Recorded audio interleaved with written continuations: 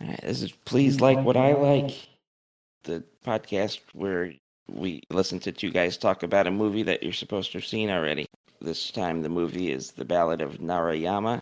This is the 58 version, so if you watched the 1980 something version, then go back and watch the 58 one. It's on Criterion. I think it's also on a few other places.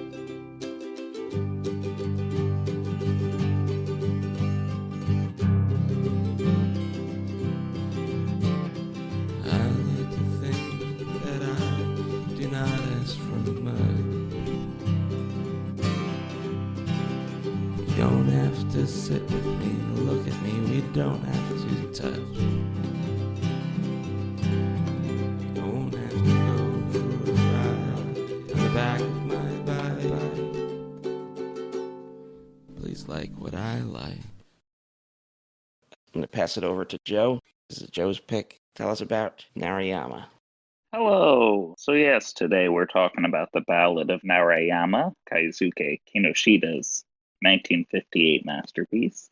It premiered at the 19th Venice Film Festival, where it had a pretty divided reaction. But I feel like a lot of movies that are pretty radically different from anything of its time, critical reception eventually swung back its way. In fact, it was the last film that Ebert added to his great film list before he died. I have actually never seen another film by Kinoshita, but it appears as though, at least in Japan, he had a pretty good career. He directed Japan's first feature-length color film called Carmen Comes Home. Okay. Yeah, what were your thoughts on it? Have you ever heard of it at all? Or was this your first introduction to Kinoshita and the movie? Yeah, this is the first Kinoshita movie I've watched, and I had not heard of it before you told me that it was your pick. I had heard of the legendary ritual of Obasute before. I had a manga volume that I tried to find for this, but I don't know what it's packed up with. But I have a book somewhere called Abandon the Old in Tokyo that is a series of short stories of people compromising their ethics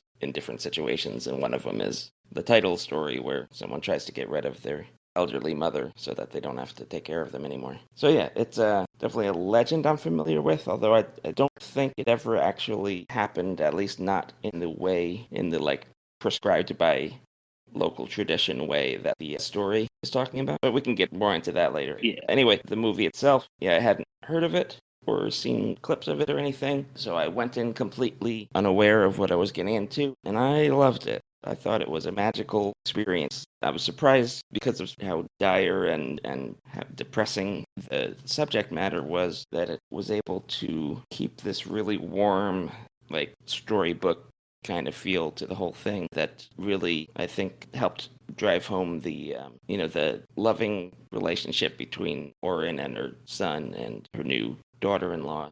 And every time that the background dropped away, I went, wow, and had to pause. I thought that was a Yeah, really yeah. cool effect. Well, yeah. So, real quick, I'm just going to read the synopsis of the movie real quick. What is Hmm. Ballad of Narayama about? Well, in a remote village where food is scarce and tradition dictates that citizens who have turned 70 must be carried to the summit of Mount Narayama and left to die. Orin, an elderly woman, spends her dwindling days trying to secure the happiness of her loyal widowed son, Teisuhe, with a respectable new wife, Tamayan. But yeah, it's pretty much like it's a very simple story that sounds like it's going to really focus on the suicide aspect of it if you just read the synopsis. But then when you start watching the movie, it does kind of have like a really warm kind of family drama feel to it. Mm. And yeah, the ubasute, it literally translates to abandoning an old woman. It's a mythical practice of senicide in Japan where an elderly slash infirm relative is carried to a mountain or other remote, desolate place and left to die. It's the subject of legend that does not seem to ever have been a common custom, according to the Illustrated Encyclopedia of Japan. So, like, officially, it is on record as not existing in real life. Yeah, well, like you hear about these kind of like ritualistic sacrifice to protect the food supply sort of stories in a lot of different world traditions. Like there's a Scandinavian one that's referenced in what was that movie I liked by Ari Aster? Midsummer, where the elderly Adashtupa. people. Yeah, that might be what it's called. What'd you say? Atashtupa. Yeah, where the old guys jump off the Mm-hmm. cliff. Yeah, that's based on a similar legendary, probably also was never a real tradition. Mm-hmm.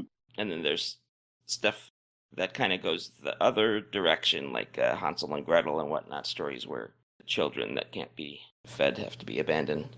And like, I'm not saying these sort of things don't happen, they still happen today, but I don't think that there's an actual common custom attached like to it. It's just there are isolated incidents of these things occurring all over the world. but it's never verified that there's a publicly accepted, like prescriptive ritual where it's okay to do it. And often these stories, I think, are set in the distant past and are supposed to sort of make one thankful for living in more civilized times, as it were. Mm-hmm. And that's why they tend to be like a long, long time ago. And it's often before religious practices that are common today were adopted. Like Narayama is decidedly set in a more pre-Buddhist Shinto sort of tradition. Mm-hmm. And like in Scandinavia, it's like more of a Viking thing as opposed to a Christian Scandinavia. So it's supposed to sort of make the audience feel lucky to live in the time that they are, I think. Yeah, I feel like it kind of mixes like the local religious notion of the cyclical nature of life and death, and it kind of mixes it with the kind of mentality of the community above the individual and duty above well-being. Yeah. That kind of thing. But yeah, so the movie makes use of a lot of traditional kabuki practices. It kind of just directly translates different kabuki traditions onto the screen, starting in the credits, actually. The fabric of black, red, and green alternating stripes is what a traditional curtain would look like at a kabuki theater. Oh, okay. And the hanamachi is Japanese for a flower path. It's the walkway in a kabuki theater that extends into the audience where dramatic entrances and exits are made. And although the movie goes through the seasons, when the movie first starts, the path that leads to their house is a flower path. Okay. So the people who take the flower path make their dramatic entrance and exits into the narrative. Yeah, I was really impressed with sets in this. Like, I've seen other movies that try to recreate a sort of idealized version of outside, inside, and this is kind of the best looking version I've seen of that. And I was impressed by how many different backdrops, like I guess they're not backdrops, but like outdoor themed sets they put together for this. Like I managed to see a few that were reused by like either pointing them in the opposite direction or decorating them a little differently. But like even accounting for that, there must have been like a staggering amount of pre-production just going into building the sets for this. Mm-hmm. Like it doesn't look super realistic. You can tell that these are fake walkways and stuff that didn't occur naturally, but there's definitely a lot of things I've seen that attempted this sort of thing that look worse. Like children's TV shows definitely used to do this a lot. I think was that Winnie the Pooh puppet show that used to be on Disney Channel when we were kids? I think was like this. That I don't know. But there were definitely some Vincent Price movies that for some reason had its outdoor sets just built inside, but tended to look all styrofoamy. Do you remember that? I think there's a difference between using an indoor set for budgetary reasons versus using an indoor set for stylistic reasons. Yeah, that's probably. And I think if you're going to use an indoor set for budget reasons, you probably also don't have the budget to build a very nice indoor set. True. But if you decide from the offset that you're going to make a normal budget movie, you're just going to make full use of indoor sets, you're probably going to have even better looking sets than places that have to travel from set to set. I wrote down two things that the indoor-outdoor sets reminded me of. First one was Viewmaster reels, like the ones that aren't based on Mm-hmm. TV shows or movies. A lot of them were basically just photographed dioramas, which were probably much smaller than the sets on here. Mm-hmm. And secondly, the Dinosaurs TV show from the early 90s, Oh yeah, for sure. which probably is, like, if I had to think of another fictional thing that had outside sets built inside, that's probably the second best version of that I've seen. And coincidentally, the Dinosaurs TV show had an episode about a tradition where the elderly dinosaurs would be thrown into tar pits so that their children didn't have to keep feeding them. Oh, there you go. Yeah. Weird. I wonder if that is just a coincidence or if there were film buffs working on dinosaurs that wanted to do a Narayama reference. It could go either way. Yeah. Now, can I ask you a question about something you mentioned already? You said when this came out that it had like polarizing critical reception, went both ways. Hmm. Do you remember what the criticisms were? That was honestly just a blurb I had read Okay. and wrote down. I just thought it was interesting that it wasn't like in the running for anything. It just like kind of had a muted response at Venice. Okay. It didn't come out of Venice as like a big deal or anything. I looked into the names, or at least three of the names in this story. Do you want to hear what people's names mean? I'm ready. Okay. Orin means a bell, which would have Mm. had Buddhist Yeah, significance. And she the prayer definitely, bell. yeah, and she definitely like has a much more like self-sacrificing outlook on the tradition than the other people in the village do. So it could just be that she represents a more Buddhist outlook on life than the other people in the village. But that's, it could just be that they thought it was a cute name. Hmm. Her son Tatsuhei and his son, what was his son's name? Shoot, the kid who sings the song about Oren's teeth. Oh, His name's not coming to mind. Kesakichi. Yeah, okay. Their names are both supposed to be lucky names, but Tate is like one of the kanji for dragon, but like a lucky dragon, and the latter one, I guess the hay part, Hmm. is like even and calm. Oh. So I think that was chosen for him because he's like part of the story is that he's been brought up gently by his mom, and he's brought his kid up very gently, and like the negative repercussions of that are kind of coming through in his son, where his son just has no gratitude for Oren's sacrifices, whereas Tatsuhei does. Yeah, Kesakichi reminds me of a rich kid who can't wait for an inheritance. Yeah. But the only thing he'll inherit is like an extra spoonful of supper. Yeah. Like he's like an pumped on interesting it. character. He like can't wait for that extra spoonful of supper he's gonna Yeah. get when his grandma's dead. Yeah, like he's definitely,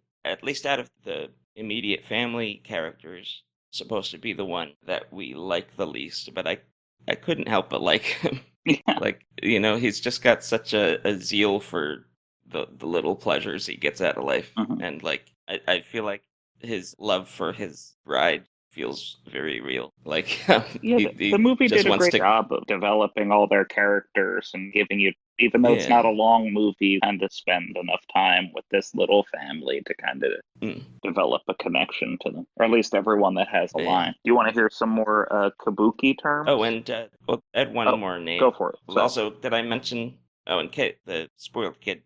My point with him is just that he's also has a lucky name, but he doesn't have that calm aspect to it that his father did. But the widow woman, what was her name? Tama something? Yeah. Tamayan? They just call her Tama, but in the script it was Tamayan. When I looked up her name, it said it was in reference to jade, but I thought Tama just meant a ball, like a ball that children play with. Hmm. Maybe it depends on what kanji it's used for, though. Yeah, but I guess it could also be on purpose, like if you heard Tama and thought, oh, she's like a very simple name that you might give to a cat or a dog. But then if you see the kanji and notice it's in reference to jade rather than a toy, Hmm. then gives the idea of her being more valuable than one first notices by looking at her. And she ends up being a very good second wife. Yeah, she was one of my Despite favorite being- characters. She moves in and you kind of immediately just kind of are on her side. Yeah, and like Tatsuhei's kind of cold to her, but that's because he's preoccupied with Oren's problem. But yeah, I like all the family members in the story. Yeah. You were gonna say something about the Yeah, I've got a kabuki bunch of stuff. all the little techniques that were used in the movie that were taken from the stage. And Okay. a big driving force and the frequent theme of kabuki theater is that of a sudden dramatic revelation or transformation. So that's like why these terms, why I'm talking about, because they brought this over from kabuki theater to the movie. So this is a Mawari Butai is revolving stage, and it's a way to transition from one set to the other without closing the curtain for dramatic effect. So that's one of the little things they do, because I think they just kind of pull out the set. Yeah, I guess they wouldn't have had like when I hear revolving stage, I think of stuff like in Cats and whatnot. Yeah, like that. But like It kind of they probably literally wouldn't have had the spins. whole mechanical thing. No, it's operated by people turning a wheel. Okay. Then there's seri, which are traps that raise and lower actors or sets to the stage, sometimes used to lift an entire scene at once. Okay. Then higidogu is a small wagon stage, and that's kind of like, I'm guessing, like a flat board with low wheels, so they can just kind of yank scenery off the stage and actors or anything when they're done using. So those are some of the little things that they use actually came from the stage. Like, it's a big part of Japanese theater tradition. Cool. I've only seen references to kabuki in other movies, but like the sets in kabuki aren't this elaborate, right? I feel like whenever I've seen it in movies, the stage is pretty bare. Well, I'd also imagine there were levels to it, like Mm, you can go to an okay. off-Broadway musical and it would look a lot different than if you go to one of the big theaters. It's Like I true. saw Phantom of the Opera on Broadway and it was this huge musical production. They had like, a Mm, chandelier falling. They had all the stage within a stage is like a big part of that yeah. play. And it was like all very like well done. But I bet if you went Hmm. and saw it at a local theater, it would probably be much more bare and Yeah. I've actually heard there's a Californian production, I think an LA production of Phantom of the Opera that's very minimal in comparison to the New York one. I think Andrew Lloyd Webber likes to have a big gimmick like built into the stage to draw people that aren't interested in the play itself. mm. Anyway, tangent. So, in the opening credits, there, instead of just having, a score assigned to one musician, there's two different musicians credited, one for Jururi music and one for Nagauta music. The first one is like a narrative number, more like a Okay. song in a musical. Mm, So when the man from the other village is visiting, or in immediately after the opening credits, that is the Jaruri music. It's the guy okay. talking while singing, kind of setting up the story and narrating a Oh, bit. okay. And the Nagaota music is like the accompanying music during like the credits and during incidental music. That one's more like score. So Okay. those are also taken from kabuki terms. Usually a So like kabuki show would have two differential things. There'd be like the guy playing in the actual festival when everyone's dancing and singing, would that be the first Drury music? the music people are dancing to would be the Nagaota music. Okay. The one where like if there's a guy talking over the instrumental, it's Jaruri music. Hmm. So yeah, I just thought that was, another little interesting piece of tidbit. Yeah, it's one way to approach film music like Kabuki would. Yeah, I couldn't find any like cultural information of why Orin would be so ashamed of dying with a mouthful of teeth. I'm guessing like maybe it's connected to nutrition, Well, showing that she isn't malnourished and she's taking what she would consider to be more than her fair share, or I think it's that, and just like her in comparison to the other people that have died from her village. Like she wants to be seen as, sorry, what's the opposite of like pompous? humble. Humble's good. Yeah, she wants to be seen as like humble and giving. Her village, the main crops seem to be beans and rice, and rice is a notoriously bad staple crop when it comes to if you have it as the main thing of your diet, chances are you're not going to have your teeth when you get Oh, older. okay. I don't know. I learned about that stuff in like ancient history because like most early settlements when people would switch from like a nomadic or pastoral nomad sort of living where like you might grow a few things but mostly you're on the move Hmm. and living off the land and the animals that you bring with you. When people switch from that to sedentary life, They'd generally be trying to live off a small number of high-yield crops, which generally meant grain, and a very high grain diet, you can see from the human remains that are left over, would have a deleterious effect on bones and teeth. So yeah, people from her village, it would be very unusual for them to have their teeth by the time they reach 70. Yeah, it just doesn't seem like anything like one would be anything other than proud of. Yeah, but like I don't think she wants to be seen as prideful. And it's also just the way that Because it's like it would be one thing if she was just acting this way, but like her grandson is being a real dick about it. Well, that's what I was about to say. Like if it had been brought up a different way, like the subject isn't being broached as like, gee, my grandmother has taken good care of herself. It's, gee, my grandmother must have made a deal with a demon because she has so many teeth. Yeah, I tried to like, I looked into it for longer than I looked into other things. Like, just like, why do people care about this poor lady's teeth so much? Wait, imagine day one of meeting your mother-in-law and she immediately bashes her teeth right out of her skull with a rock. Like, you met her, and then like 2 minutes later, she's just running around with a mouthful of blood because she bashed her own teeth out. Yeah. Well, I mean, her new daughter-in-law doesn't react to that as if she understands it, though, Like, it's a weird thing for her to do, but by that point, her village has been singing about her behind her back for a while. Yeah, it's rough. I can't imagine, like there's so few things going on in that, like, sort of small town life if, like, your whole town, the talk of the town for months and months was, something you can't help about yourself. Yeah. Also, I think the fact that it's 33 teeth. Yeah, very weird. Yeah, it's not an even number.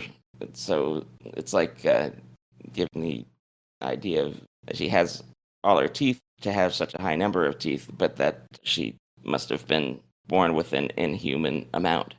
Also, like, for some reason in Japanese tradition, it's considered better to have, like, what we would call perfect teeth, like crooked teeth or snaggle teeth are considered very cute and desirable.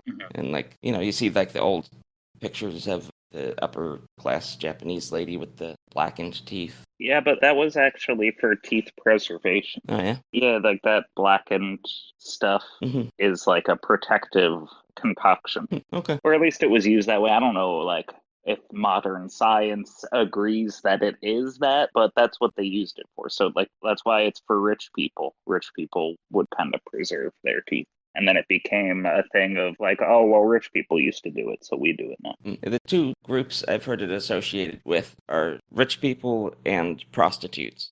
So, like, I would think the prostitutes are doing it to give themselves an air of attractive wealth. So at least, like, the upper crust... Very classy. Yeah, the upper crust are probably doing it for preservation, but once they start doing it enough, it becomes just something you do to look rich, I would think. I've also heard it connected to betel nut chewing. Like, if you have a betel nut habit, then your teeth are going to be permanently stained like a dark red, which isn't black, but still being able to afford to chew betel nuts every day in a place where they needed to be imported could have made dark teeth also associated with wealth. But yeah, point is, at least in Japanese tradition, you don't hear much about having healthy teeth being considered, like, desirable, at least from the viewpoint of how other people look at you. I'm sure it's still desirable for its own merits. Yeah. But I think it has more to do with the town making fun of her than it does. I don't think she would have came to the conclusion that she needs to lose some teeth if the rest of the town worked. That's why I was looking for the cultural thing. I was trying to find if there was some, like, attachment to, like, if there was some shame in being old with all your teeth, but nothing came up. Just like to see, I don't know. They made a big deal out of it. Like, everybody was like, yo, what's with this woman having all these teeth? Can someone take some of these teeth away from this woman? Oren is one of the most active and willing to help old people I've seen in film. and she claims to be the best trout fisher in the village. And when they're having the festival, she pulls all of her weight, yet she still talks about herself like she's a burden who should be run up the mountain any minute now. Yeah. I was surprised when she shared her trout fishing spot, and it's revealed that her version of fishing is hand fishing. Yeah, she's noodling. Yeah, exactly, which must get harder and harder to do as you get older. But she's still the best one in the village. Yeah. Should we talk about the other tradition that is brought up in this story? The one about how thieves are punished. Yeah. Because do you know if there's any evidence for that actually happening? Because I haven't looked more into it, but I remember being surprised by it in the story. That I didn't look more into. I guess I get where they're coming from, but I don't see how that would lead to anything but what happens in the story. Like, there's no chance for rehabilitation if you take your village thief and leave them worse off than the condition that drove them to stealing. You know? Yeah, but I think when you were in like a frontier town would be like the closest I could compare it with, like an American like frontier town where like everybody does kind of have to be moving in the same direction for the individuals to survive. So if somebody breaks away from that chain, the punishment is going to be harsher than you and I would think of that punishment because they're affected at a way different level than would be. Yeah, like they don't actually want that family to bounce back from that. Yeah, and that scene... That's just something I'm projecting onto it. That scene's also my favorite in the movie, with like the pink sky, the green foreground, and all the buildings have the red interiors. It's like lit like a Mario Bava film. It's so cool. It's like I thought Italian Gothic horror before Italian Gothic horror would come around. I thought at first that they were trying to get across that the village was burning down. And I was surprised to find out it had nothing to do with it. It's just basically the emotions turning everything that color. Yeah, that part of the movie I found pretty harrowing, you know? Like I kind of wanted to see the thieves get away. In the movie, I mean, in the remake from 1983 by Shoei Imamura, it's clearer that Matsuyan is a part of the Amaya family, Kesakichi's wife. Okay. Oren's grandson. Is that also true in this movie? Because I didn't catch that. Yeah, because it's the same character with the same name. I just don't think in this one, I think she's not so much a main character as a side character, so they just kind of glass. Yeah, but like her husband is one of the most enthusiastic people for catching the thieves, which makes him come off a bit worse if he's going after his wife's family, right? Yeah. Did I misunderstand the situation? No, I don't think he did at all. Okay. Wow. Yeah. All right. I take back what I said about liking him. Oh, I don't think you're supposed to like him. He's not very nice. He's like, imagine if our grandmother's bully was another cousin. You know, like one of her cousins just bullied our grandmother relentlessly. And was I know, hey, I'm Grandma, not supposed to like him. You should kill yourself. I just found his joy, his joie de vivre, very catching. Yeah, it's infectious. And I thought now this kind of weakens my second point if he's going after his wife's family like that. But I thought he showed a lot of genuine affection for his new wife. Yeah, I think both things are true. I think he does show genuine affection for his wife. I just also think it just doesn't extend to the family. Yeah, I think he considers his wife a part of his family. He doesn't consider the two families to be meshed together. And I think that is kind of the culture, and especially of the time, because people would generally sell their daughters and hope to have a daughter because they could sell the daughter. I don't think it was like a big, this is two families becoming one. Yeah. I think it's just like, no, you're their problem now. Yeah. This family, the thief family, is that... Yeah, that's not the one that the old guy and his son who fight on the mountain later is from, right? That's a different family? No. Okay. No, that's Oren's neighbors. Actually, that's my next note is about them. All right, we can move on. Well, can I say one more thing about the... what's his name? Ketsu? I keep forgetting this kid's name. The happy-go-lucky... Keisuke. I feel like he's got a very Taoist sort of outlook. where he's like, if you ever looked into Taoism much, Not really. but like there's kind of a live in the moment and keep things simple approach to life, where the goal is more to make your life pleasant and happy, and for those around you to be pleasant and happy. But if you went all in on that stuff, I feel like Katsuhichi. Sorry, I don't know why I'm having such a hard time with his name. If one took that approach to life without really thinking about how you're affecting other people, it's sort of a way to get it wrong. Hmm. You know what I mean? Yeah, absolutely. And like if Orin is supposed to be the more Buddhist approach to life, and the rest of the townspeople are general Shinto tradition, then, if we're going to continue that reading, that's part of what we could do with it. Hmm. All right, carry on. Yeah. Moving on to the neighbors. Yeah, Oren's friend, the neighbor, and his son, Hmm.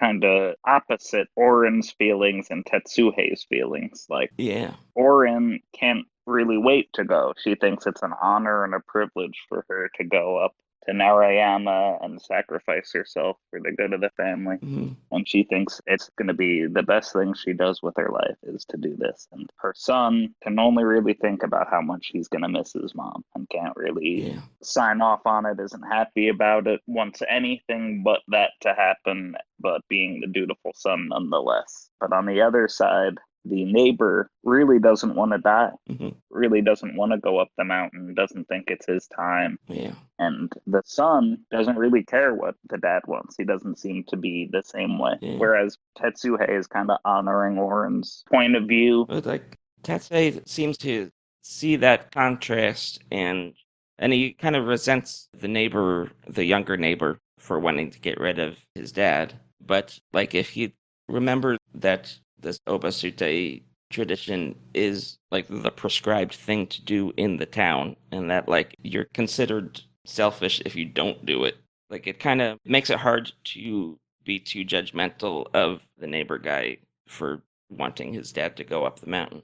Like if you weren't aware of the ritual and the tradition behind it, then yeah, he's a bad son. Yeah, I definitely don't think he's a bad son. He's kind of got the whole Yeah, you're making the family look bad, and this is our obligation. and like the whole cycle, the whole festival that marks the cyclical, spiraling march of time is based around this tradition. So like you can't just ignore it. It's baked into the way you live your life here.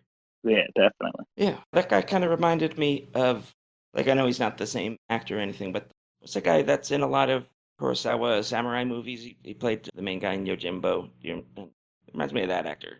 I know he's not the same actor, but Oh, oh my God.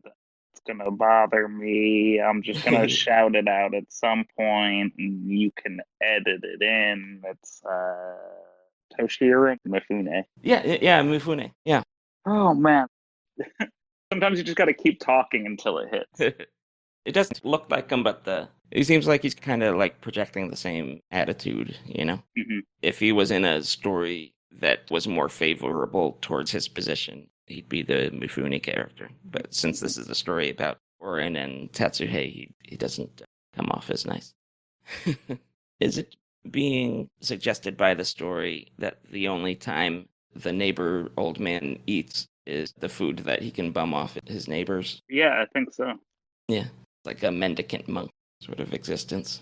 So I really liked the scene where the people gather and they kind of go over the rules for the journey to Narayama. Oh, yeah. I feel like that kind of has a lot going on in it. Like it's revealed that the journey to Narayama is 6 miles. Yeah, it's going to take all day. Yeah, that's like in order to abandon your mother to her death, you have to walk with her on your back for 6 miles. Mm-hmm.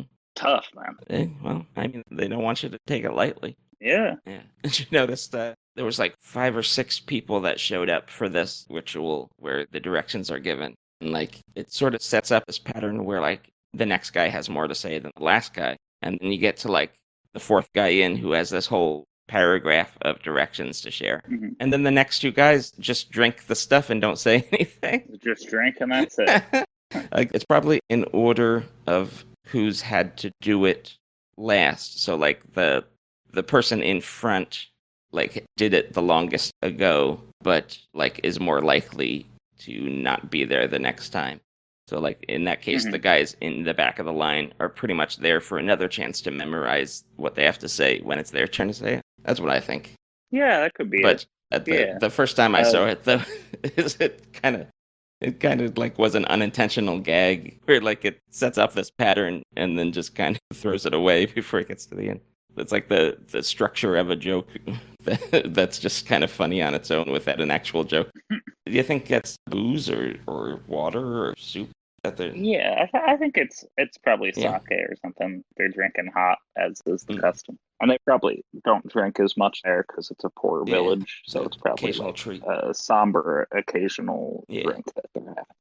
yeah it's because like it's probably the only alcohol they have is sake and sake is made from rice. So if you wanted to stash away booze in that town, it means giving up future food, Hmm. an inherent sacrifice in the habit. So there are 3 rules for the journey to Narayama, Mm. shared by the first 3 men who sit and drink. There's 1, no speaking once you enter the grounds of Narayama.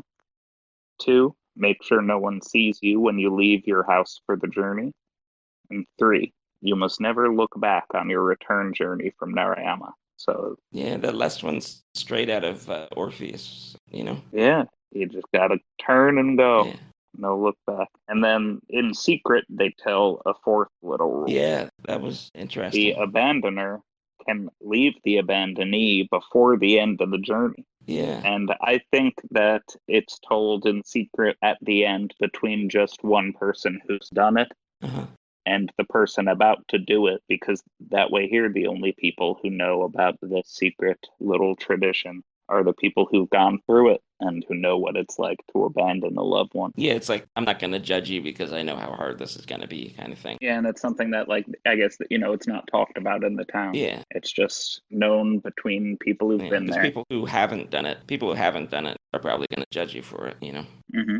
Yeah. I like that. Yeah, I like the way the lights go out when the people bow and leave, kind of one at a time, and then it's just mother and son left in the spotlight. Really beautiful. Narayama itself, I was curious about the actual place. There is a Narayama in Nara, if you've heard of the place Nara. Mhm. That's like a kind of, I think, near Tokyo, and it's a place that children in Tokyo often go on field trips.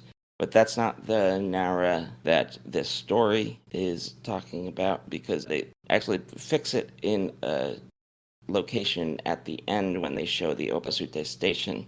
And that there's a mountain there that's not traditionally called Narayama. I forget what it's actually called, but you could just take the words Narayama to mean a mountain that has oak trees on it. And that's probably what they're going with here. So, like, at the time, Hmm.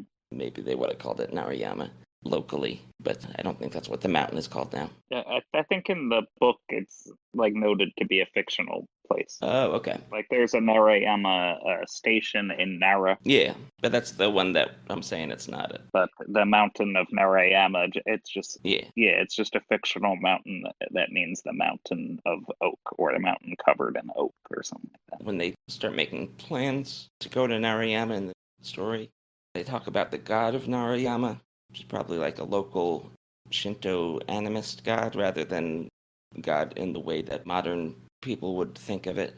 Hmm. Kind of a personification of the life force of the mountain itself rather than an actual deity. Hmm. Yeah. You ever seen Mushishi, the anime series? No, I Yeah, haven't. it's a favorite of mine, and I highly recommend it. It's very relaxing. I used to watch it when I went to bed. Not sure where it's streaming now, though. Might be on Musishi. Mushishi. Yeah, Mushishi.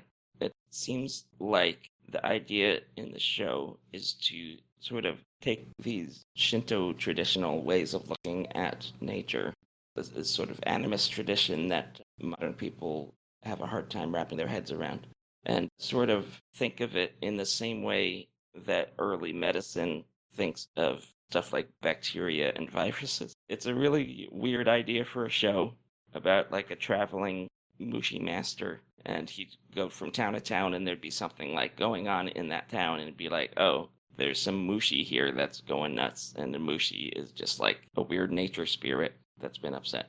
But yeah, if you want to sort of get a taste for a Shinto way of looking at the world, but that's not actually expecting you to understand how Shinto works, Mushishi's really cool.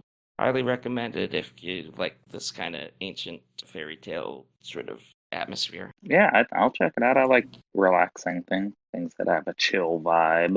So, So this, like, I think I breached the subject a little bit on our last episode.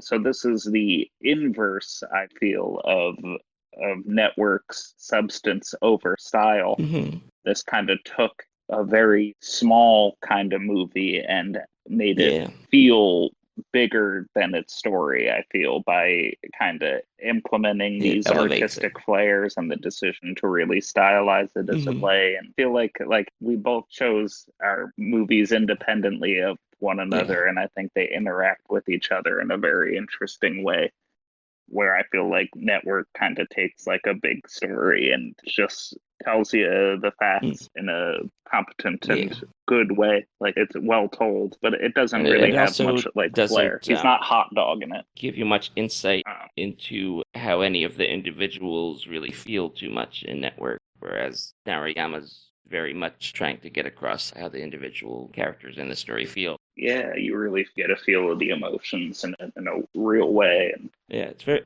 expressionistic, I would say. But mhm. there's early German movies like Cabinet of Dr. Caligari and stuff like that. Like it doesn't look Oh, anything like absolutely, that, yeah. but they both are trying more to help drive home the emotion of the scenes by presenting the settings in a less realistic way. Yeah, it's like it really kind of tries to evoke reality instead of presenting reality. Yeah. And I really like stuff like that. I like show me what you see in your eyes when you close your eyes Uh, and you envision this story. Show me what you see. Don't just show me what would happen if I put a okay. camera in the room. Yeah, I get you. I like that kind of thing. Very evocative of an inner life. This movie is one that I can't imagine being pulled off without color. Yeah, I can see it. Yeah, like there's a lot of movies that just happen to be in color because, they could. Mhm. But I feel like the time this was made,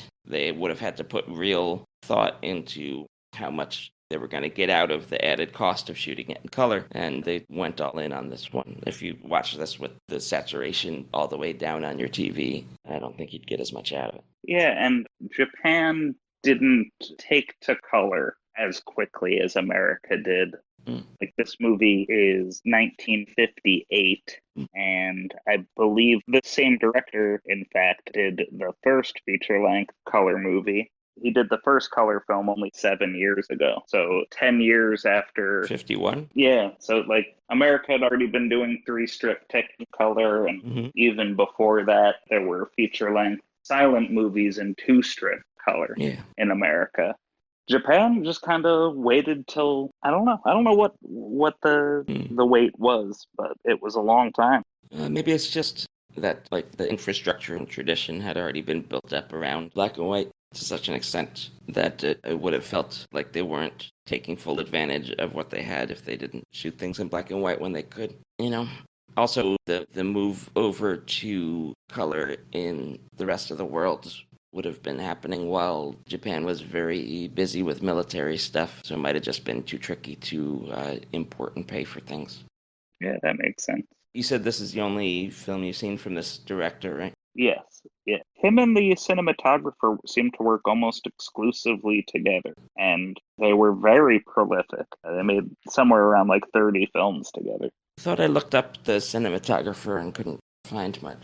Hiroshi Kusuda. Yeah, Kasuta. But that might just be because there's a wine company with the same name. I noticed that also the Wikipedia page for this movie had his name misspelled. That's probably it. I got That's where I there got it from. through the movie. Yeah, here it says Hiroyuki Yep, Kusuda, but it's that's what I Hiroshi did. Kusuda. That's why I got the wine company instead.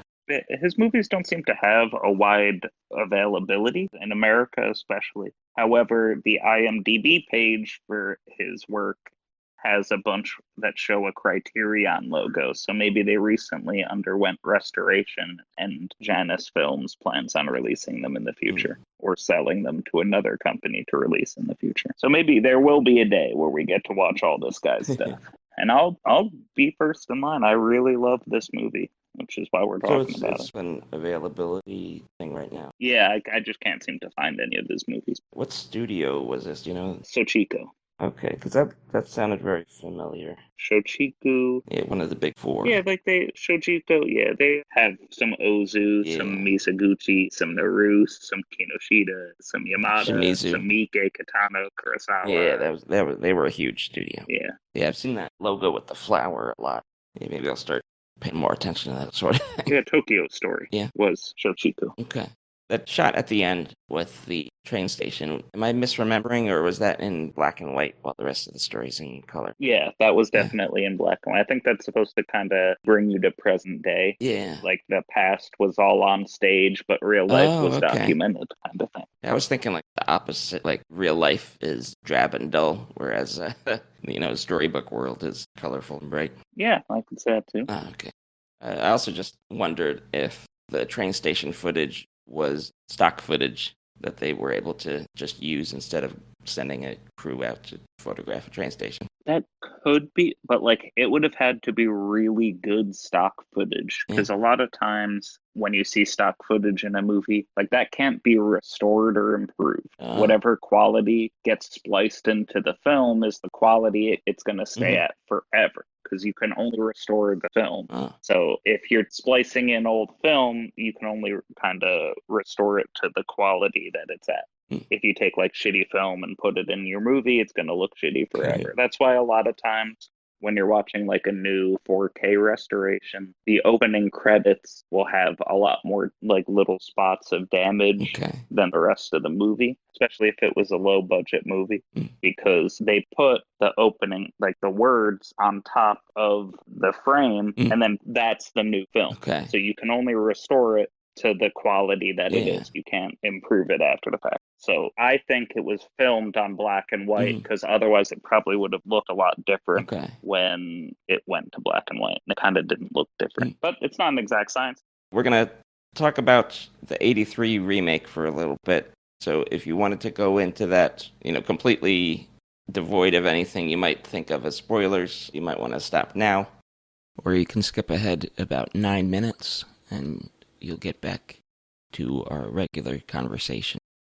I personally still haven't seen it, so we're not going to go into too much depth. But if you'd rather go into the 83 version as a complete 83 version, then stop here.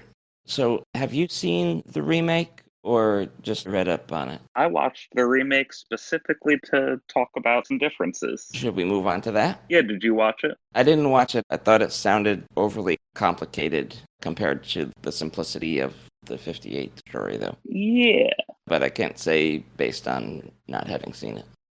It's longer. Like almost 2.5 hours, I think. So it's like almost a full hour longer. It's like 45 minutes longer. But it moves well. It looks good. It's completely different. Instead of being like stylized, it's way more naturalistic. And there's like a lot of shots of animals, and sexuality is at the forefront.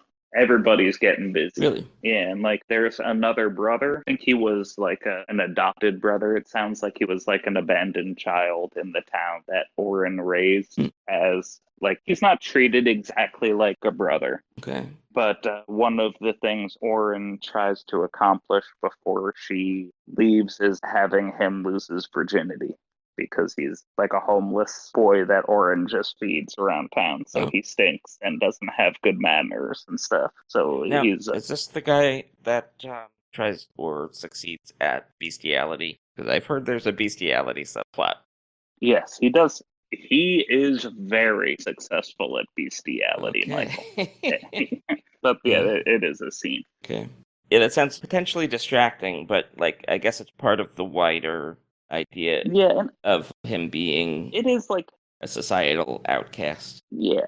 Like between him and Oren, you get more than one view of people that aren't seen as contributing to society. Yeah.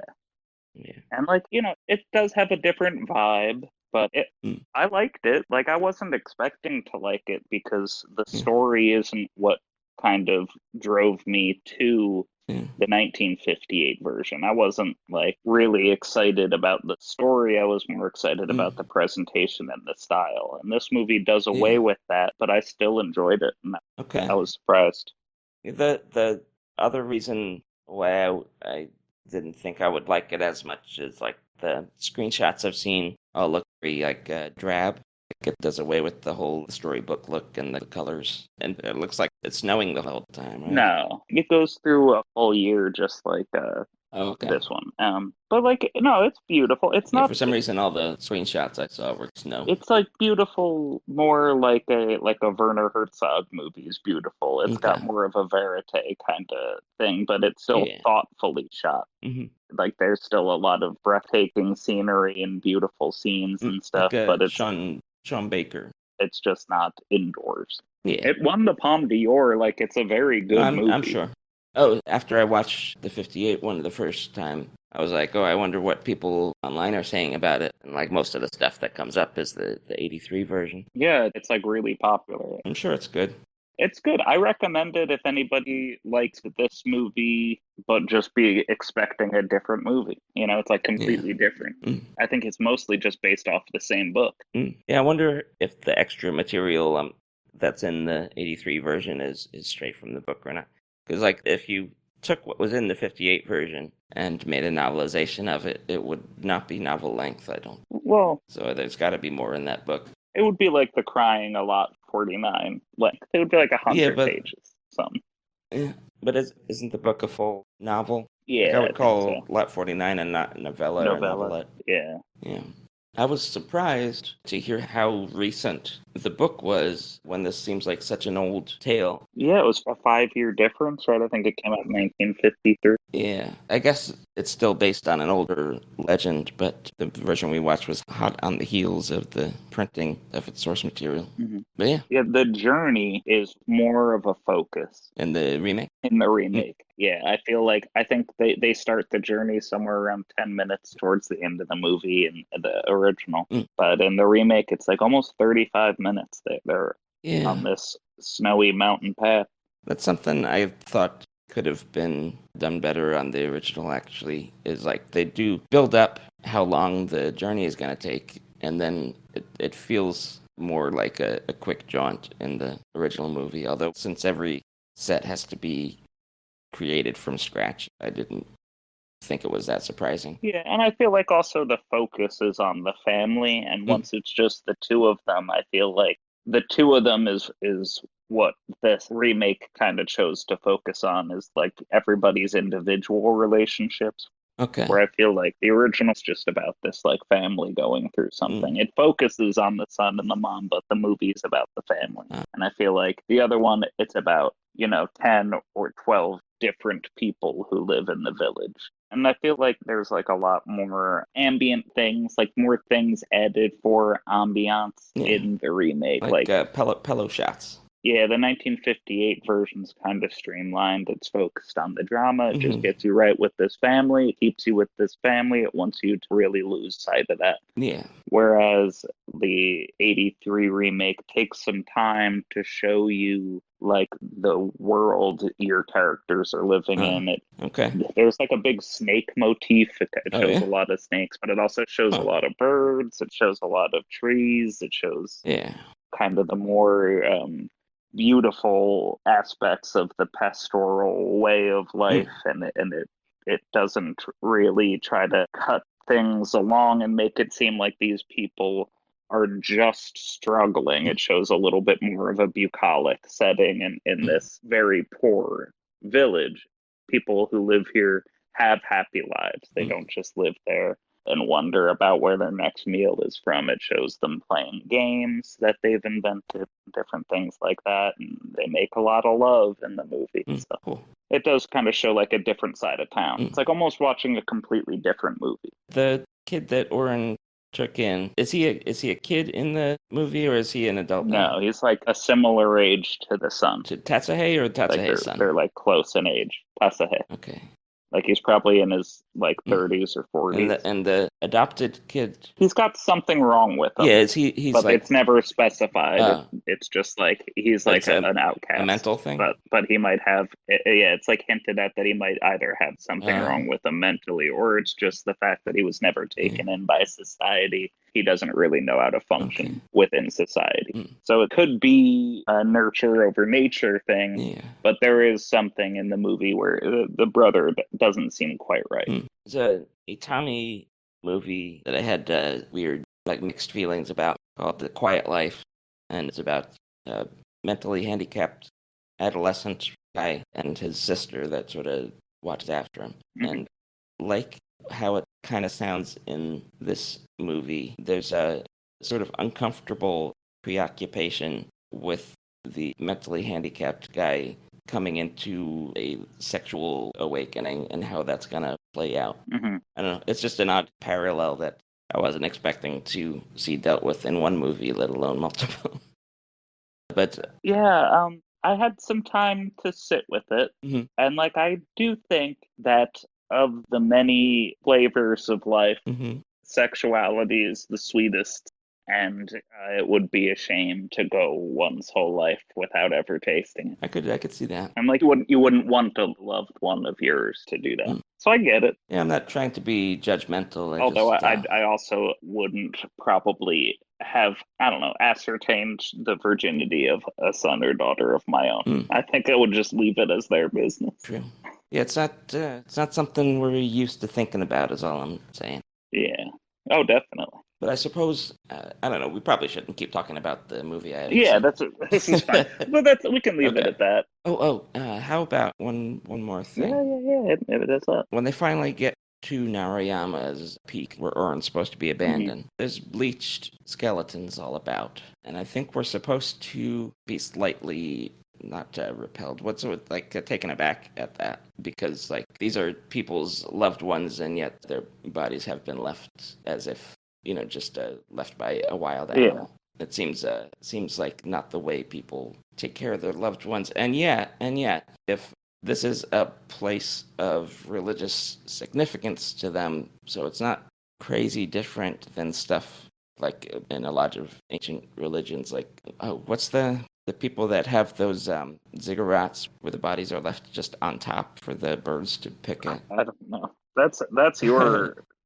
Oh, Zarathustra. That's Zarathustrians. They're still around. They still do that. And in the Bible story, where the reason why Jesus' body is being kept in a cave is because that's how traditionally Jewish people would deal with dead bodies, is they'd just be put somewhere out of sight to be allowed to rot. And then once the bones were just all that's left, they'd be taken home and put in the ossuary, which is literally just like a big case for family bones to go in. So I think like maybe from either a Buddhist audience or a 20th century audience that might have had some shock value. I don't think in human history as a whole, just leaving your loved one's remains out in the open was that unusual. Future mic editing here. I'm pretty sure, I'm almost certain that I just said the opposite of what I meant. Luckily, I think Joe took my point the way that I meant it coming up. But yeah, I was trying to say that it was unusual for people to just leave loved ones' remains out in the open instead of coming to get them. Okay. Well, also, you have to remember, they're not just leaving loved ones' remains out. Part of the rules are you're not allowed to go back.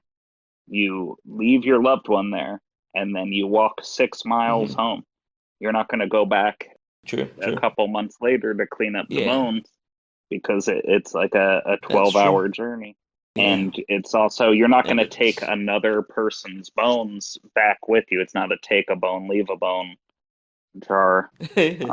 So yeah, it does make sense, because those people that's where they died, and it's in the middle of nowhere, 6 miles away from the nearest town.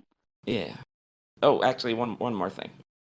Yeah, hell yeah. You said the cloth thing at the beginning. Was it just the color that had to do with kabuki, or that's like what a kabuki curtain would look like? Okay, so like when we see the plain cloth at the beginning of Ozu movies, that's not a reference to the same No, thing. That's that's just I think that's his thing. a different thing. Okay. Just curious. I think that's just like a texture to have the, things go on the credits. Yeah. So it's not just either a blank space or pictures that he had to acquire. Yeah. All right. So overall, what would your scale of 1 to 10 it for me? How did you like Ballad of Narayama? Was it a good choice? Yeah, I loved it. Good. I'm very happy. I can't think of something that I didn't like about it. I would put it up there like 9 or 10. Oh yeah, awesome. It's hard to say something's perfect. Yeah, art doesn't I have to be can't think perfect. of much to complain about. Yeah. Yeah, well, I don't believe that perfection exists. Yeah, I get it. We don't have to get more okay. philosophical, but I agree. Yeah. Okay. Yeah, if you great liked its suggestion. if you liked its kind of theatrical, like on film kind of thing, like if you want something that's not really trying for realism, some recommendations of a similar kind of way of doing movies. In Japan, we have An Actor's Revenge and The Mad Fox. Okay. Those movies both kind of use similar Japanese theatrical traditions to tell their story. Quarrel by Fassbinder kind of makes no attempt to look like it's not on the sound stage, as does The Cook, the Thief, His Wife and Her Lover by Peter Greenaway.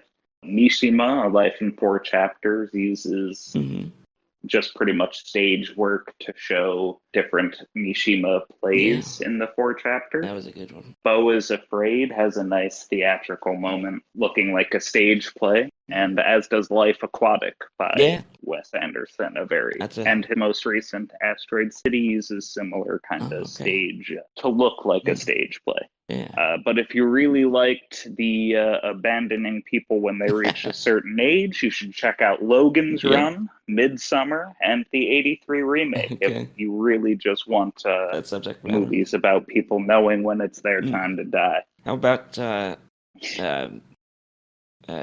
Kagaroza has kind of like play stuff towards the end, doesn't it? It's kind of similar. Yeah. By Suzuki.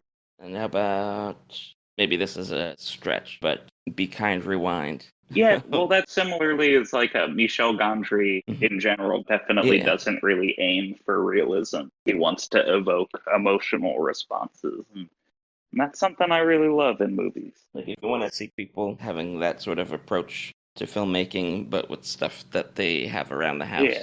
Yeah, I really appreciate art that's not trying to look real. And I feel like I would maybe, if it was way more common, feel differently about it. But the fact that like everybody just tries to make cinema verite now. Everything's trying to look like it was just like, oh, I happen to be filming a movie. I feel like that's kind of become the style. But, I think we're still seeing stuff with more of a surreal edge here and there these days. Everything Everywhere won the Academy Award last year. And you mentioned Beau is Afraid. Like, what was it? Yeah, like it gasps. There's definitely been... It's like if 100 films a year are surrealistic, that still means that 8,000 I'm just saying that there's always going to be, like, I'm not saying that more of them exist. I'm just saying that the ones that do are getting more attention than I would have thought they would have previously. So that could be a sign that, realism isn't being valued as highly as it used to. Yeah.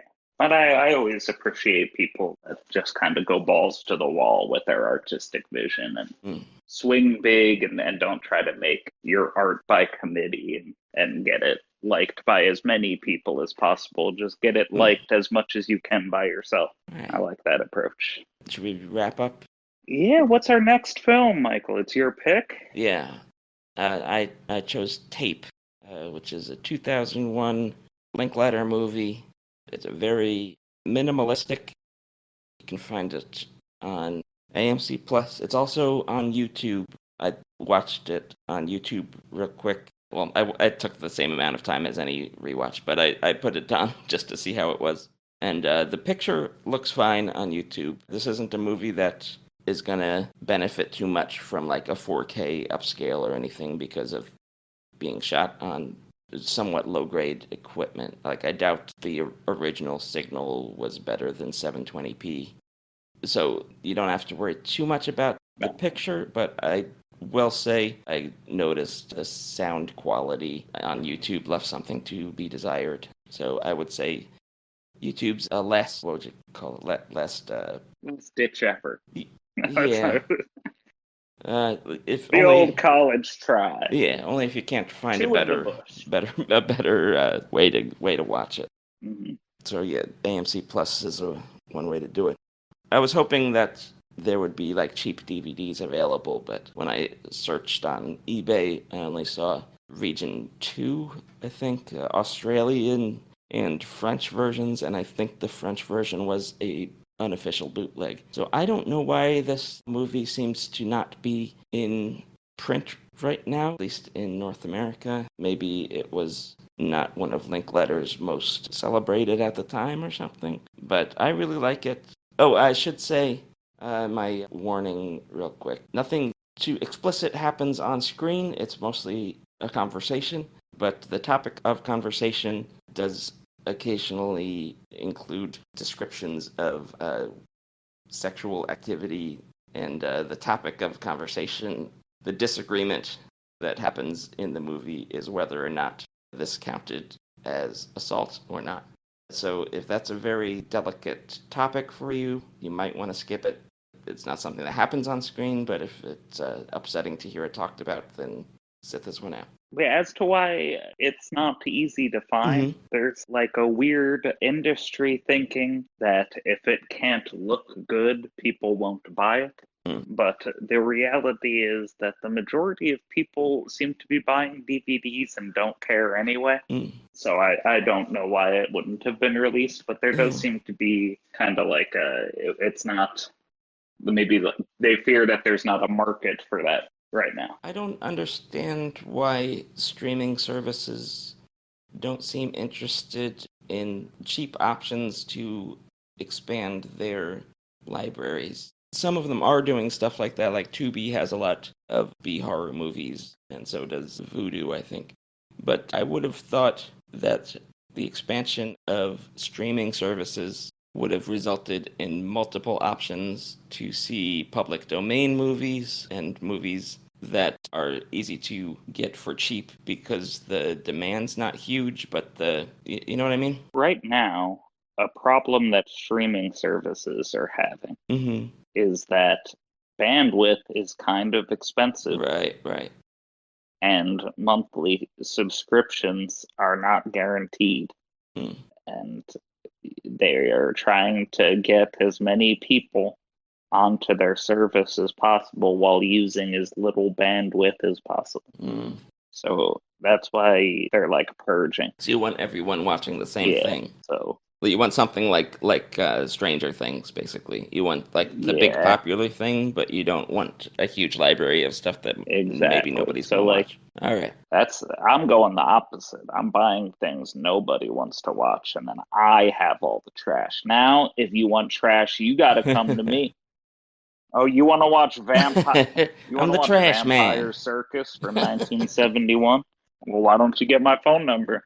Huh? Yeah.